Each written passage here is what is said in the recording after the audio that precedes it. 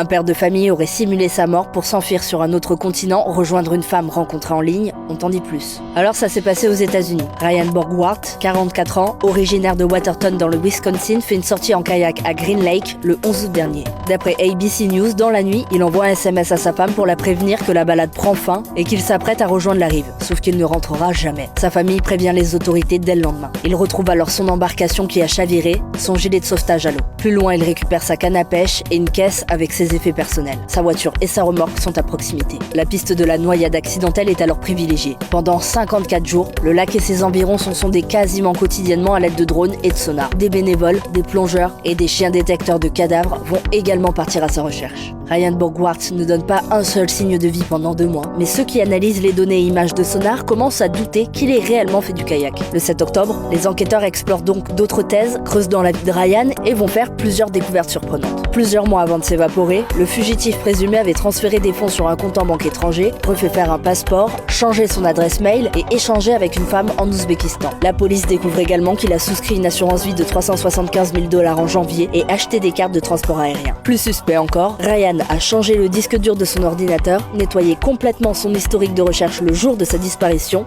et son ancien passeport a été contrôlé à la frontière canadienne le 13 août, soit le lendemain de sa noyade présumée. La police le soupçonne désormais d'avoir simulé sa propre mort et d'être actuellement en Europe de l'Est. Les autorités ont fait ces révélations sur l'enquête le 11 novembre et ont demandé à Ryan Borgwardt de les contacter. Il faut savoir que cette histoire, elle comporte encore de nombreuses zones d'ombre d'après CNN. Le profil de la femme ouzbek qui l'aurait rejointe en Europe de l'Est est inconnu, tout comme les motivations derrière cette fugue et s'il a bénéficié d'aide ou non. Pour l'heure, aucune charge n'a été retenue contre l'homme, toujours introuvable. Mais le shérif de Green Lake a d'ores et déjà annoncé qu'il veut lui demander le remboursement des dépenses liées aux recherches financées par les contribuables.